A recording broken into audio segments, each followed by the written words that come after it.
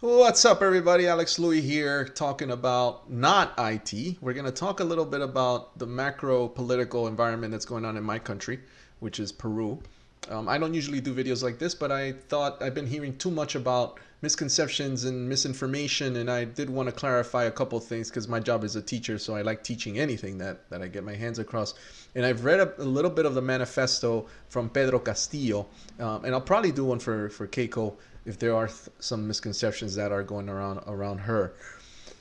The problem with a lot of the information out there is that they label Pedro Castillo as a socialist communist that's going to turn Peru into Cuba, which is far from the truth. But there are some socialist components to his plan that do scare me a bit. Again, I'm not going to vote for anybody. I can't vote.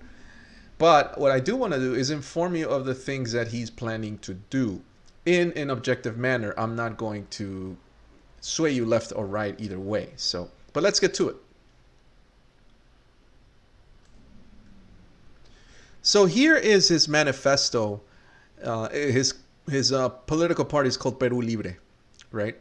And it has his diario and programa, and we're gonna go up to the page, specifically the page that labels his economic plan. Okay, so let me go into there. So the first thing I want to point out is that everybody's saying he's going to change the constitution. He's going to change the constitution.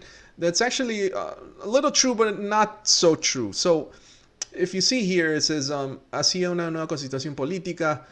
Que él dijo que what he's saying is that in 1993 there was terrorism under that time. So what happened in 1993 is that the Constitution was instituted so that it makes it advantageous to be a private company.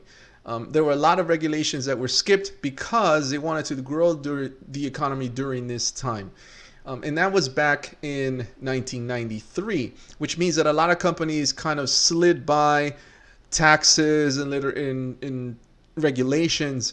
And there was a lot of funky stuff going on because we were all in panic, right? During that time, there were terrorism attempts. Even I think at that time there was even a capture of a government building that was somebody was being kidnapped, at least in terms of Congress.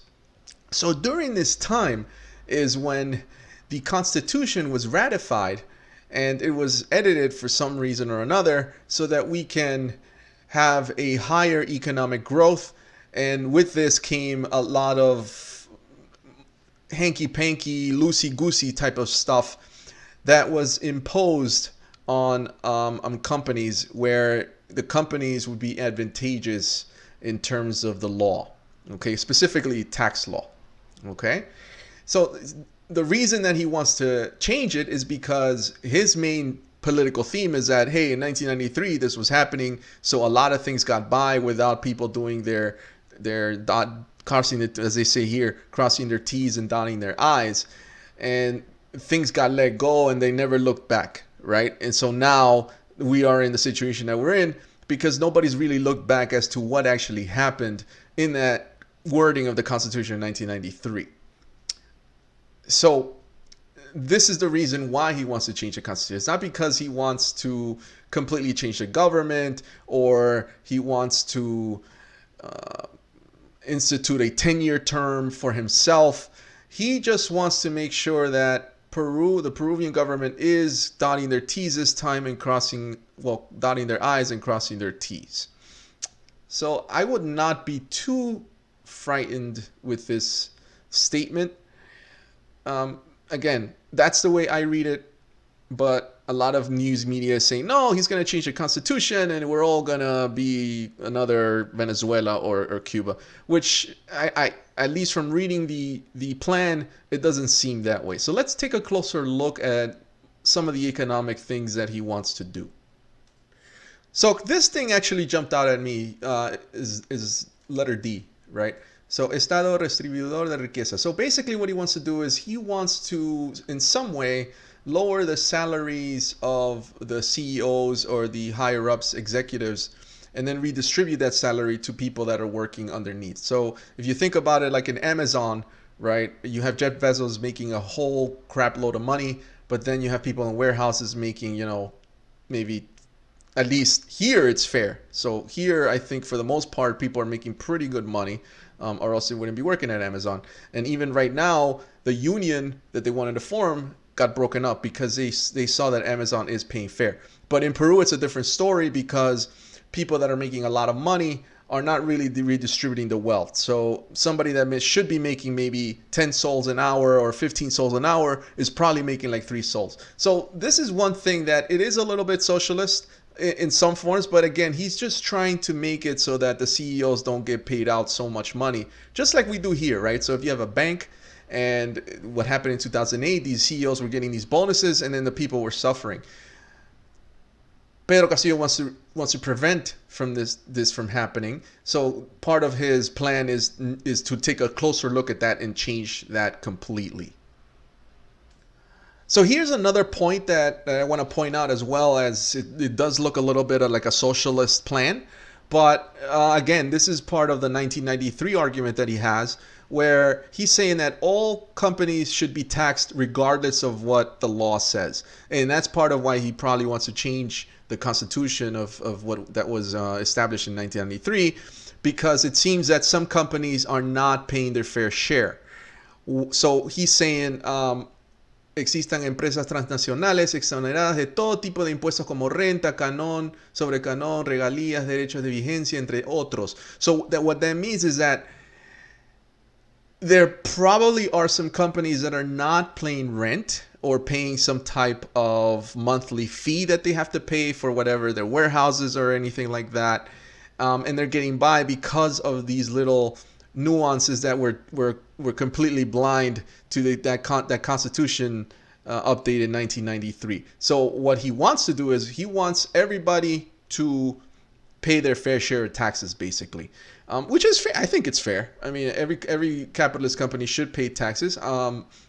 There should be no capitalist companies that doesn't pay taxes. But again, I can't really compare the economy of United States to Peru, because in the United States, you have tax havens where, for example, if you have a company like Prudential Financial, they'll go to Newark and they'll bring up a building, but they're not taxed because they are trying to lift up the economy in Newark. So I think there's a little bit more to this. There should be, at least, because there's very poor areas in Peru, but perhaps if some of these companies start creating these buildings, it could stimulate the economy. So this could bite him in the ass as he goes through his plan.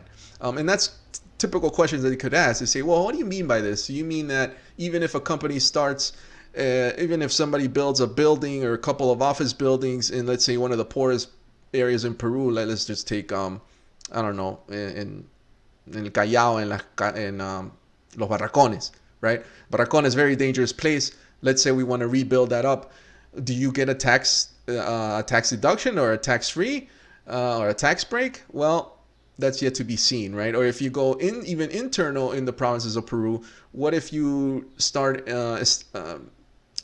creating office buildings there and trying to build a mini hub?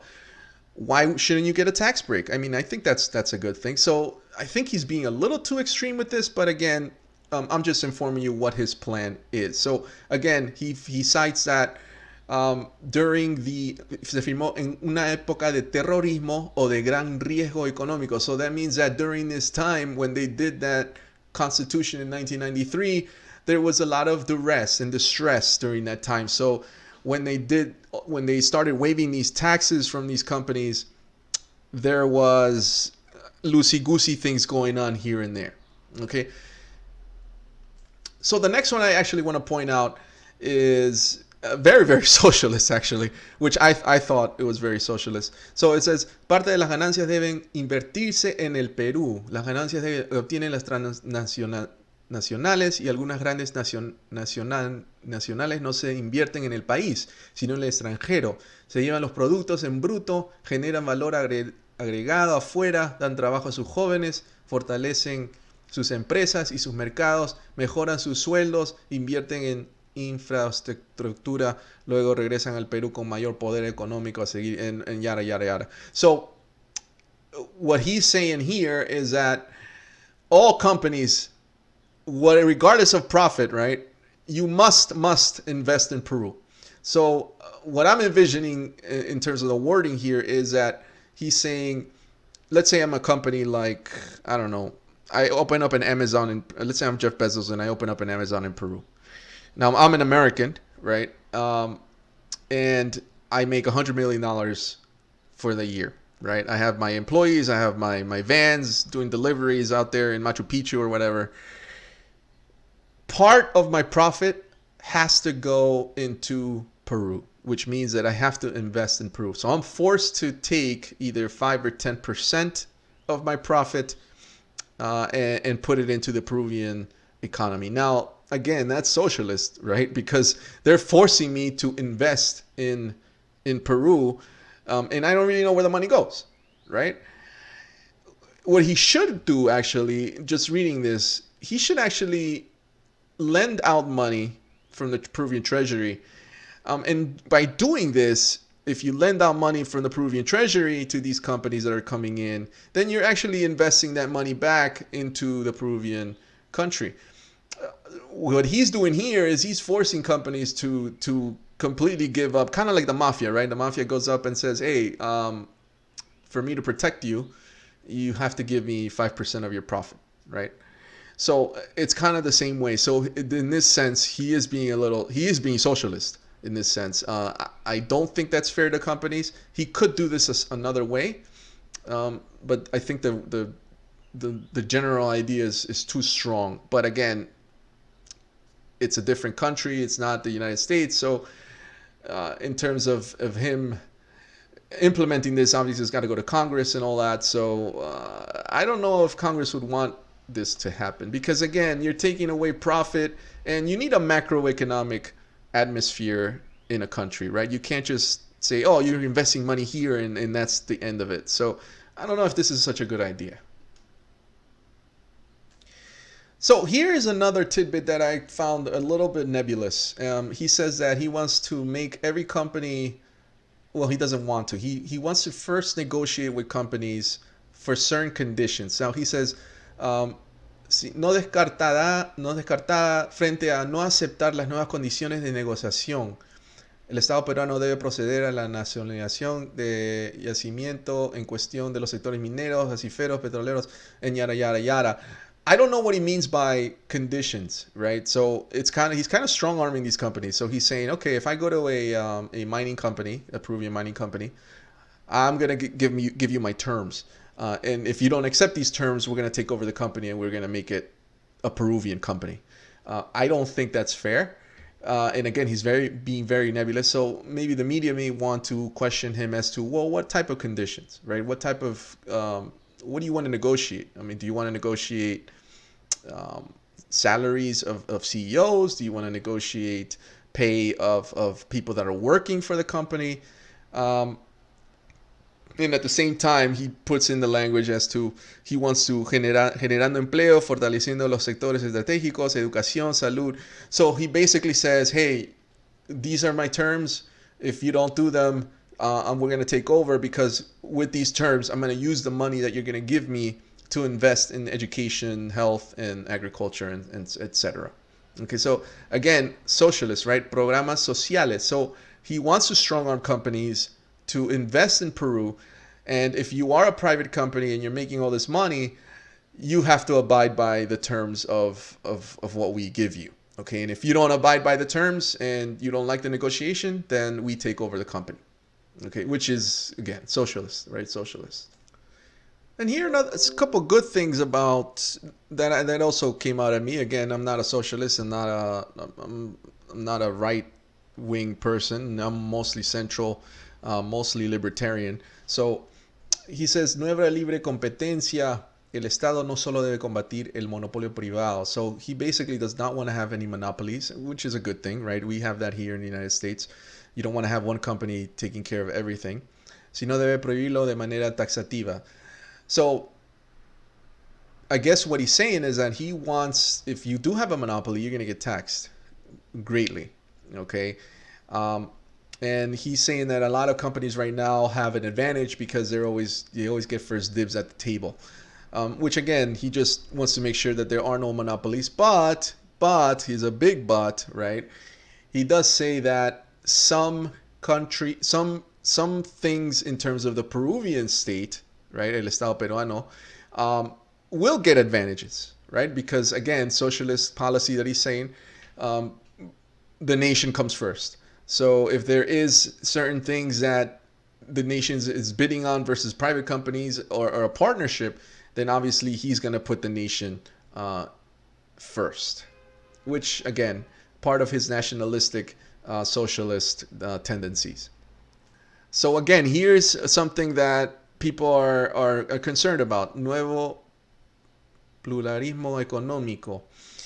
He's saying, okay, he's saying that liberamos al Estado para que pueda crear empresa y competir con el empresariado privado. So he's saying that companies now, the country now can create a company, right, and compete with private companies, which means that it's not like here where if, let's say, the government needs a couple of jet planes or guns, they go to Lockheed Martin or Boeing, right?